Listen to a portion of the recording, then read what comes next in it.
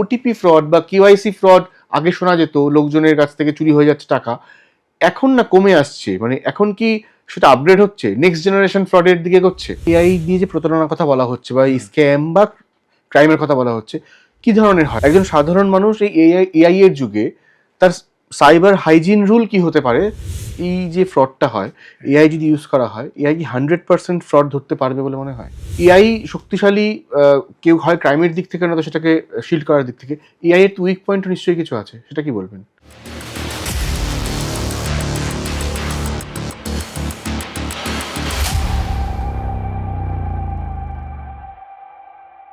এক মুহূর্তের ভুল আর তার জেরেই গায়েব সারা জীবনের সঞ্চয়, এরকম খবর প্রায়শই আমাদের কাছে আসে। কেওয়াইসি ফ্রড, ওটিপি ফ্রড, এরকম ভয়েস ক্লোনিং, ডিজিটাল অ্যারেস্ট, এরকম কত শত নাম। কিন্তু জানেন, এই যে প্রতারণা হয় সবসময় কিন্তু তার পেছনে মানুষ থাকে না, অনেক সময় এআইও থাকে। কারা এই এআই ব্যবহার করছে, কারা এআই কিভাবে ট্রেন করছে, এই গোটা বিষয়টা আমরা জানবো। আর জানবো কিভাবে এর থেকে সচেতন হওয়া যায়। আজকের এই এপিসোডে আমাদের guest digital and cyber security advisor Kinjal Ghosh. নমস্কার কিঞ্জল বাবু, আপনাকে স্বাগত। এবং আপনার যেটা দীর্ঘদিন ধরে কাজ সাইবার এবং ডিজিটাল সিকিউরিটি নিয়ে, এবং সেখানে এই যে অনলাইন ফ্রড, এটা নিয়ে বহুবার আলোচনা হয়েছে, আপনি নানা রকম কথা বলেছেন অনেক সময়। কিন্তু একটা কথা জিজ্ঞেস করি, ধরুন ওটিপি ফ্রড বা কেওয়াইসি ফ্রড আগে শোনা যেত লোকজনের কাছ থেকে চুরি হয়ে যাচ্ছে টাকা, এখন না কমে আসছে। মানে এখন কি সেটা আপগ্রেড হচ্ছে, নেক্সট জেনারেশন ফ্রডের দিকে এগোচ্ছে? সিপাহী বিদ্রোহ হয়েছিল তোমার ওই টোটা ছেঁড়া নিয়ে, জানো তো, যে ওইটা ছেড়ে দিয়ে হিন্দুদের বলা হয়েছিল যে ওটা তোমার গরুর চর্বি দেওয়া, আর মুসলিমদের বলেছিল ওটা, সেইটা নিয়েই তো মূল বিষয়। এখন আমরা মানে দূর নিয়ন্ত্রিত স্নাইপার এসছে। টেকনোলজি চিরকাল এইভাবে চেঞ্জ হতে থাকে, তোমাকে আপগ্রেড, চেঞ্জ নয় শুধু আপগ্রেড হতে থাকে, এবং সেক্ষেত্রে হিউম্যান ইন্টারভেনশন ক্রমশ কমে আসবে। পুরোটাই মেশিন দিয়ে চেষ্টা করা হবে, টেকনোলজি দিয়ে এটাকে কম্পেনসেট করা মানুষটাকে। তার কারণ হচ্ছে মানুষ থাকা মানেই ক্রাইমে অনেক লুপ হোল। সে মানুষকে যদি আমি ক্রাইম থেকে বার করে মেশিন দিয়ে ক্রাইম করাতে পারি, পুরোটা টেকনোলজি দিয়ে করাতে পারি, সেক্ষেত্রে ক্রিমিনালরা, মানে যারা মস্তিষ্ক ক্রিমিনাল, তাদের অনেক সুবিধে, রিস্ক কম। সেই জন্য যত দিন যাবে এই ধরনের ছোট ছোট মানে ওটিপি বেসড, কেওয়াইসি বেসড, হাজার রকম এই ধরনের ব্যাপারগুলো আস্তে আস্তে কমে আসবে। এআই দিয়ে ক্রাইম করা তো মানে মারাত্মক ব্যাপার। মানে এআই দিয়ে ক্রাইম হচ্ছে আদৌ? মানে এটা সম্ভব আদৌ? এআই দিয়ে আজকের দিনে, তোমাদের এর আগের এপিসোডেই আমি বলেছি, ধরো গাড়ির কোনো অ্যাক্সিডেন্ট, সেটা এআই দিয়ে করা সম্ভব। ঠিক তেমনি অন্য কোনো ফিনান্সিয়াল ফ্রড তো তোমরা এখনই দেখছো যে লক্ষ লক্ষ কোটি কোটি টাকা এভাবে তুলে নেওয়া সম্ভব, কাউকে গরিব করে দেওয়া সম্ভব। তারপরে স্কুলের ডেটা, কোনো একটা এডুকেশন বডি, মধ্যশিক্ষা পর্ষদ বা যে কোনো কেউ, এরকম একটা ইউনিভার্সিটি, তাদেরকে তাদের ডেটাবেস হ্যাক করে সমস্ত রেজাল্ট চেঞ্জ করে দেওয়া, সমস্তটাই করা সম্ভব আজকের ডেটে সাইবার ক্রাইম দিয়ে। যত দিন যাবে এই জায়গাগুলো তত বেশি সাইবার ক্রাইমকে বন্ধ করবার জন্য চেষ্টা করবে, আবার অন্য রাস্তা ঘুরবে। এটা চলতেই থাকবে, নতুন টেকনোলজি আসবে। আজকে যেটা আমরা চিন্তাও করতে পারছি না, হয়তো দুদিন বাদে, 5-10 বছর বাদে সেই টেকনোলজি আসবে। মানে মাঠে ময়দানে চোর পুলিশ খেলাটা এখন সাইবার ময়দানে খেলা হয়ে যাবে বলছে। বেশিরভাগটাই কারণ ডেটা হচ্ছে এখন সবচেয়ে বেশি, যে কোনো তেল, সোনা, হিরে, প্লাটিনামের থেকেও দামি জিনিস হচ্ছে ডেটা। এবং এই ডেটাটাকে নিয়ে যথেচ্ছাচার করা যায়। যার কাছে ডেটা সেই হচ্ছে রাজা।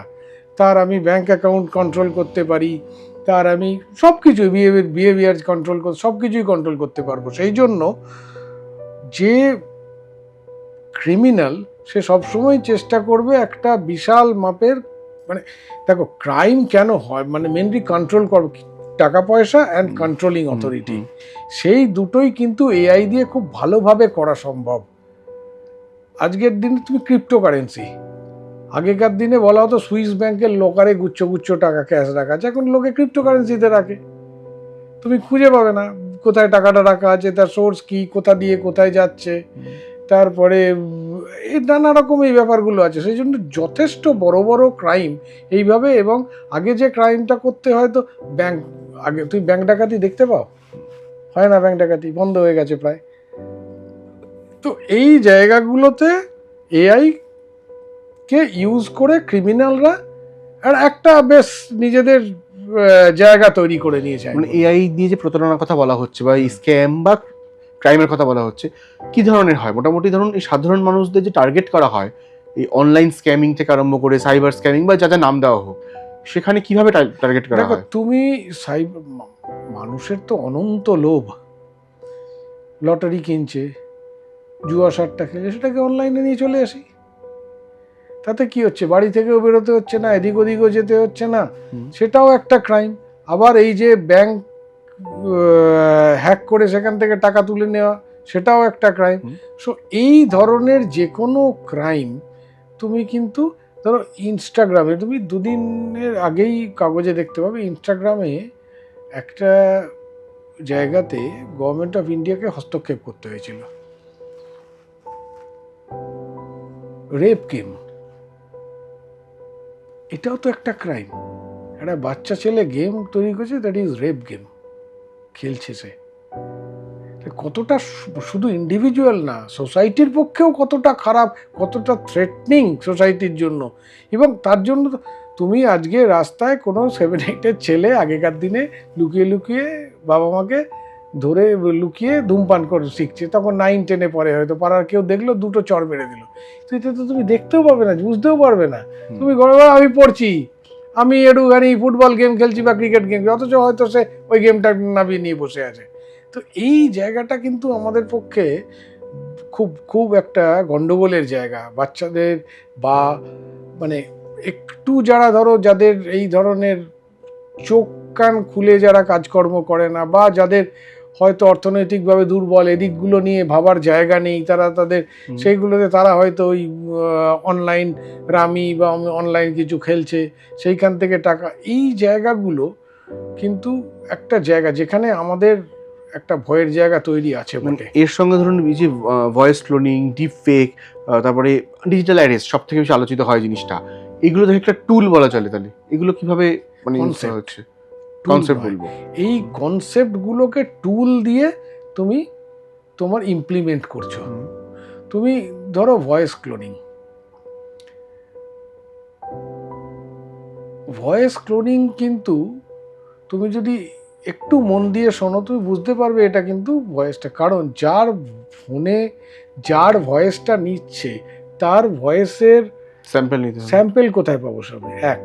2 নম্বর হচ্ছে স্যাম্পেল পেলেও ওইটাকে অ্যানালিসিস করে বাকি যে পুরো লাইনটা বা পুরো যে তোমার লেখাটা ওর মধ্যে আছে সেটাকে আমি যখন বলবো, অনেক সময় কি ধরো উচ্চারণ করছো, এই যে অ্যানালিসিস পার্টটা, যে ভেক্টর অ্যানালিসিস করে আমি যে পয়েন্ট ভয়েসটাকে পুরোটা একটা রিদমে নিয়ে আসবো, একটা গ্রাফে নিয়ে আসবো, এনে আমি বসাবো, এটা কিন্তু খুব একটা সহজ সাপেক্ষ নয় প্রথমত। দ্বিতীয়ত তোমাকে ওই যে এখনো কি হচ্ছে, অতটা পারফেক্ট তো যায়নি। ধরো তুমি যেভাবে বলো, হয়তো ওই 4টে লাইনের মধ্যে 5 জায়গায় তোমাকে বলতে হয়েছে। তুমি যদি খুব মাইনিউটলি শোনো না, গুলোর মধ্যে ডিফারেন্স পেয়ে যাবে। সেই জন্য মানে এটা যে 100% এইভাবে ভয়েস ক্লোনিং করে করা সম্ভব, মানে আমরা যারা ওই জন্য আমি যেখানেই যাই বলি, আমি বারবার বলি যে নিজেদের বুদ্ধিমত্তা, কৃত্রিম বুদ্ধিমত্তা নেই, মানুষের বুদ্ধিমত্তাটা একটুখানি যদি চোখ কান খোলা রেখে কাজ করে, তাহলে কিন্তু অনেকভাবে এই ধরনের ফ্রড বা ক্রাইমটাকে আটকানো সম্ভব। মানে এটা খুব মারাত্মক কথা, যে এবং তার সঙ্গে একটা আসার কথাও যে এগুলো শুনলে বোঝা যাবে। এখানে একটা প্রশ্ন থাকবে যে এই যে টেকনোলজির কথা বলা হচ্ছে, যে ভয়েস ক্লোনিং এ যেটা শুনলাম এখন অবধি, এটা কিন্তু খুব একটা পেটি ক্রাইম নয়, মানে খুব সাধারণ লোকজন করতে পারবে না, অর্গানাইজ সিন্ডিকেট এবং থাকলে এবং R&D না থাকলে সম্ভব না করা। সেক্ষেত্রে ধরুন এই যে কাজগুলো হচ্ছে, সাধারণ মানুষকে যদি সচেতন থাকতে হয়, কোনো ওয়ার্নিং সাইন বলবেন যেগুলো শুনলে বা যে পয়েন্টগুলো একটু নজরে রাখলে এই ধরনের বিপদ থেকে বাঁচা যেতে পারে? মানুষের এর আগেও তো নানা রকম বিপদ হয়েছে, সেগুলোও আমাদের কাছে খবরে এসে পৌঁছেছে। সেইগুলোকে আমরা যদি একটুখানি, ধরো আমার কোনো বন্ধু আমাকে ফোন করে বলছে আমার বড় অ্যাক্সিডেন্ট হয়েছে, আমাকে এক্ষুনি একটা জিপে নাম্বার দিচ্ছি, 50,000 টাকা পাঠা। ঠিক এইভাবেই তো ফ্রডুলেন্টটা হয়। প্রথমেই হচ্ছে তুই কোথায় আছিস, আমি যাচ্ছি, এইটাকে তো বুঝতে হবে যে আমার যে কাউন্টার করব, কাউন্টার করে করে মানে 2-3টে কাউন্টার করলেই আমি কিন্তু বুঝতে পারবো সে তখন ওইখান থেকে কৃত্রিম বুদ্ধিমত্তা একটা প্যাটার্ন মেনে চলে, কিন্তু মানুষের বুদ্ধিমত্তাটা কিন্তু আমরা ইম্প্রোভাইজ করে নিই। সেই জায়গাটাকে আমাদের হাতিয়ার করতে হবে, যে আমাদের যে হিউম্যান ইন্টেলিজেন্স আর আর্টিফিশিয়াল ইন্টেলিজেন্স, এই দুটোর যে সীমারেখাটা, এই সীমারেখাটা কিন্তু আমাদের হাতে, আমরা কোন দিকটাতে হেলবো। সেই জন্য মানে তুমি যদি তাকে 2-3টে কাউন্টার করো, তাহলেই কিন্তু তুমি বুঝতে পারবে যে এটা কতটা সত্যি বা কতটা সত্যি না। এই জায়গাটাকে করতে হবে এটাকে। ডিজিটাল অ্যারেস্টের ক্ষেত্রে যেহেতু ডিজিটাল অ্যারেস্ট অনেক বেশি আলোচিত, বহু লোক টাকা হারিয়েছে এর জন্য। ডিজিটাল অ্যারেস্ট, আজকে কাউকে যদি ডিজিটাল অ্যারেস্ট করে, তোমাকে প্রথমেই জানতে হবে যে ডিজিটাল অ্যারেস্ট বলে কিছু হয় না। মানুষ যদি প্রথমেই ভয় খেয়ে যায় আমাকে ডিজিটাল অ্যারেস্ট, তাহলে আমাকে যদি বলে ডিজিটাল অ্যারেস্ট, আমি কি বলবো, আমি ঠিক আছে, আমি আমার লোকাল থানায় আমি যাচ্ছি, আপনি ওখানে আসুন, ওখানে গিয়ে কথা হবে, বা আপনি আমার লয়ারের সঙ্গে কথা বলুন। এই যে নলেজ, এই যে কনসাসনেস, এটা স্কুল লেভেল থেকে সরকারকে ইনিশিয়েট করতে হবে। পঞ্চায়েতে, গ্রাম সংসদে, এইখানে রাত্রিবেলা করে 8 ঘন্টার একটা করে, সপ্তাহে 2 দিন, বছরে একবার করে ওখানে শেখানো হলো, তাদেরকে কনসাস করা হলো, এইভাবে করলে করো না, এইটা করো না। এই ধরনের ফ্রডিউলেন্সকে আটকাতে গেলে টেকনোলজির সঙ্গে সঙ্গে মানুষের নিজেদের সচেতনতা এবং জ্ঞান দুটোই খুব বড় মাত্রায় জরুরি। না হলে কিন্তু যতই টেকনোলজি নাও, আজকে এই টেকনোলজি, কালকে অন্য টেকনোলজি, পরশু আর এক রকম টেকনোলজি করতে গিয়ে তুমি কিন্তু আটকানোটা, এটা কিন্তু নেভার এন্ডিং প্রসেস। কিন্তু কনসাসনেসটা যদি থাকে তোমার, তাহলে কিন্তু তুমি অনেকাংশে তুমি সাবধান হয়ে থাকবে এবং সেফ থাকবে ব্যাপারটা। এই একটা ছোট জিনিস জিজ্ঞেস করি, যখন পড়ছিলাম জিনিসগুলো নিয়ে, তখন দেখলাম যে অনেক সময় না behavioural AI, fraud detection AI, এরকম টার্ম পাচ্ছিলাম। এগুলো কি, মানে এইভাবে কিগুলো ইউজ হয় এগুলোকে? দেখো, বিহেভিয়ারিয়াল এআই হচ্ছে একদম খুব নেসেন্ট স্টেজে আছে। ধরো কোনো একটা, এটা আমরা যদি কখনো তোমার সঙ্গে বসে ক্রিমিনোলজি এবং তার সাইবার টেকনোলজি কি, তখন এইগুলো আরো ভালোভাবে আমি বলবো তোমাকে। ধরো তুমি হেঁটে যাচ্ছ, তোমার রাগ হলে হাঁটার প্যাটার্ন একরকম, তুমি আনন্দে থাকলে হাঁটার প্যাটার্ন একরকম, তুমি টেনশনে থাকলে একরকম। এই পুরো জেস্টারটাকে সে, বা তুমি কিভাবে কথা বলছো সেটাও একরকম, মানে এক একটা মুডে তোমার এরকম। আগে যেটা সাইকোলজিস্টরা করতো, সেটা এখন এআই করছে।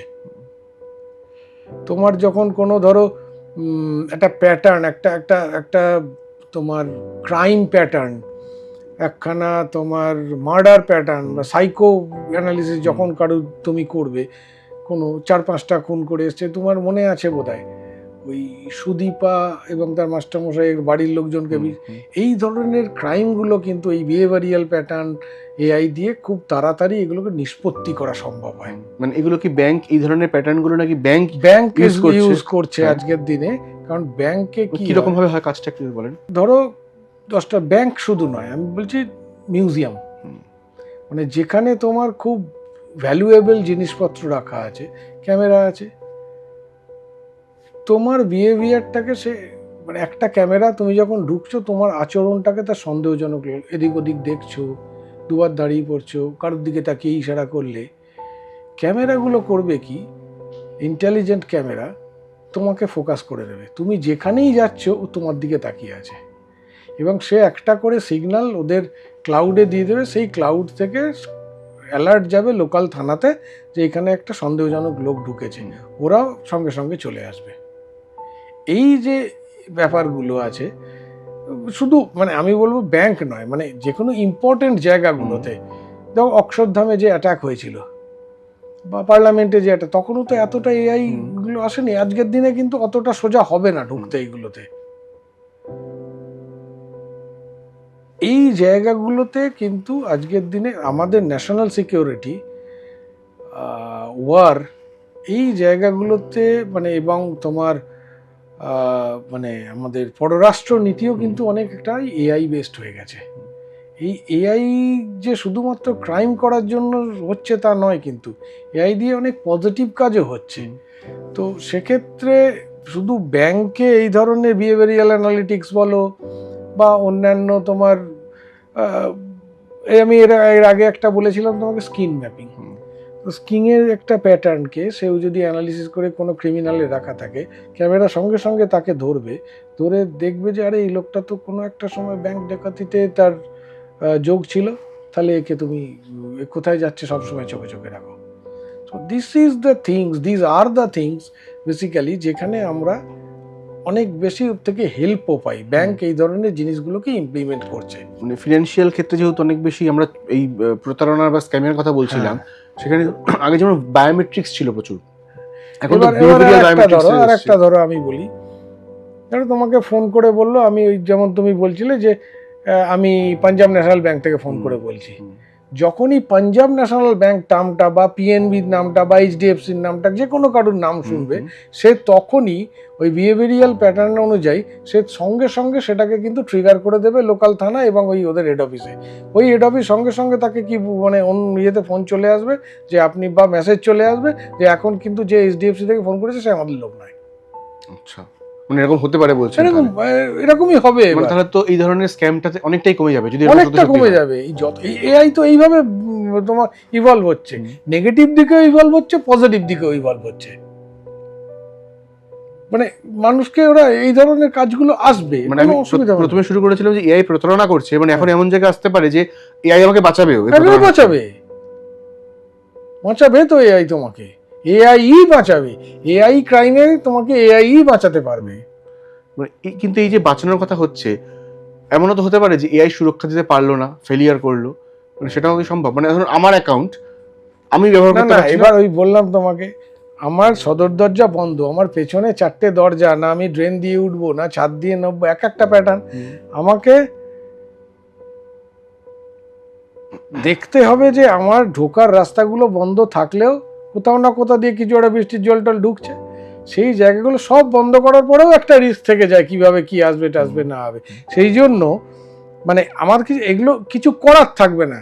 আমি হয়তো মনে করছি এটা ফুল প্রুফ স্যাংশন করা আছে, একটা সিস্টেম ইনভলভ করা আছে, কিন্তু কোথা দিয়ে যে জল গড়িয়ে পড়ছে আমি জানি না। সেই জন্য আসবার পর তবেই আমি বুঝতে পারবো যে ওই জায়গাটাতে আমাকে ভর্তি করে ফিল আপ করে রাখতে হবে যাতে কোনো জল না ঢোকে। মানে আসার জায়গা থেকে তো কোনো ট্রায়াল এন্ড এরর পদ্ধতি চলছে প্রায়, এটা বলতে পারো। মানে আস্তে আস্তে আস্তে আস্তে ন্যারো হয়ে যাচ্ছে ক্রাইমের জায়গাটা, কিন্তু জিরো হওয়াটা মুশকিল আছে।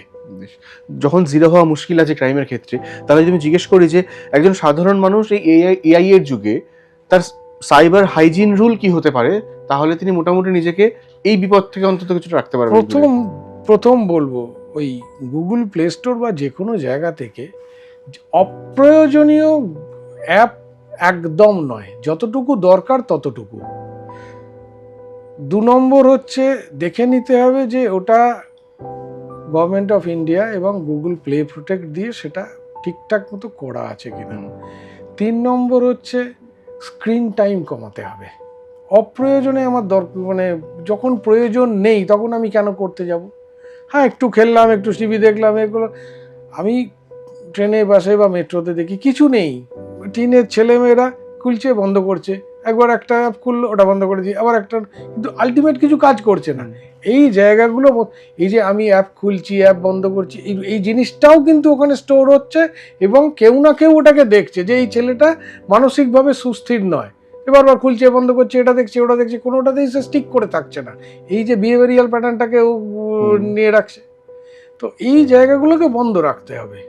বই পড়া প্র্যাকটিস করো, একটু গান শোনো, এই ব্যাপারগুলোও আছে এর মধ্যে। এগুলোকে যতটা পারা যায় অ্যাভয়েড করে, ঠিক আছে প্রয়োজন তো থাকবে, আমার দিনে 2-3 ঘন্টা তো আমার ফোনে ইউজ করতেই হবে।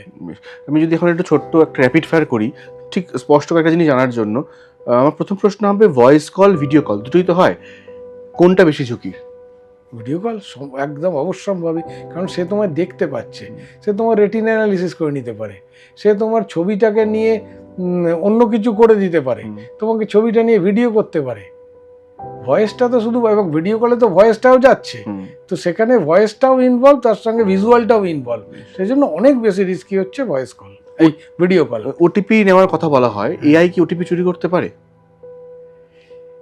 এআই ওটিপি চুরি করতে পারে, এবং এআইটা তোমাকে দেখবে যখন কোনো তুমি ওটিপি দিচ্ছ, কোনো একটা কিছু ইনস্টল করছো বা কিছু করতে গিয়ে তোমায় জিজ্ঞেস করে অটোমেটিক্যালি রিড করবে না তুমি করবে, তার মানে ভেতরে আমার যদি কোনো এআই থাকে, সে তখন ওই ওটিপিটাকে আমার মেসেজ থেকে দেখে নিচ্ছে, দেখতেই পারে সে।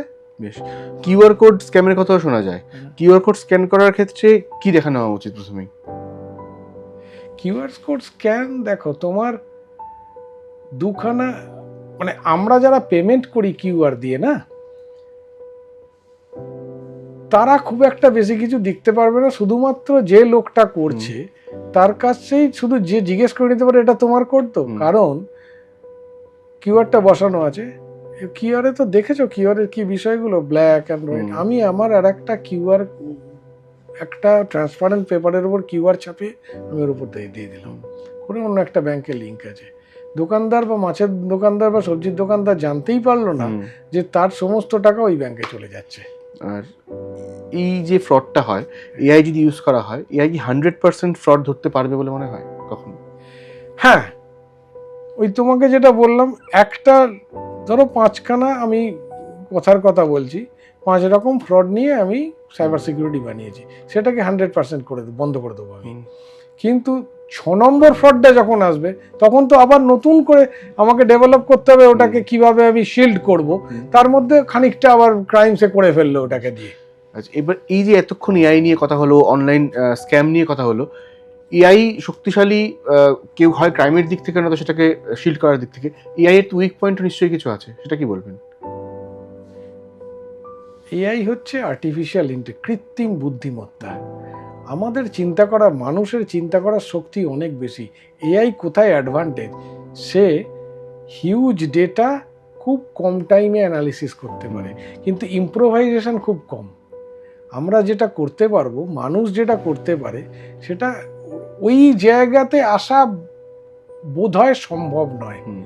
সেই জন্য মানে আজকে যদি জেনারেটিভ এআই হয়, ধরো তোমার কাছে হিউজ 50 বছরের ডেটা তোমার কাছে লোড করে দেওয়া আছে, তুমি অ্যানালাইসিস করেছো একটা জায়গায়, তুমি এআই এসছো, তুমি নিজে ডিসিশন নিতে পারছো। এবার যেটা বিষয় সেটা হচ্ছে, সে যদি নিজেকে নিয়ে তার একটি এআই অন্য মডেল তৈরি করে যে ক্ষতি করবে, তুমি কিন্তু তাকে আটকাতে পারবে না। এইটা হচ্ছে থ্রেটনিং এর জায়গা। এআই যখন নিজেকে ইনভলভ করবে, বা সে যখন আর একটা এআই মডেল তৈরি করে দেবে, এটা পুরোটাই একটা সায়েন্স ফিকশন স্টোরির মতো লাগলো। যাই হোক, এই পুরো বিষয়টা থাকলো, এবং এতক্ষণ ধরে আমরা যেটা শুনলাম যে এআই যেমন বিপদ ডেকে আনছে, এআই এর মাধ্যমে কিন্তু সেই বিপদটাকে আটকানো যাচ্ছে। আর সব থেকে গুরুত্বপূর্ণ এখানে এই আলোচনায় উঠে আসলো যে কোন সাইবার হাইজিন রুল মেনটেন করলে এই ধরনের ফ্রড থেকে আমরা অনেকটাই বাঁচতে পারবো। নমস্কার, দেখতে থাকুন টেক সময় @এই সময় লাইভ।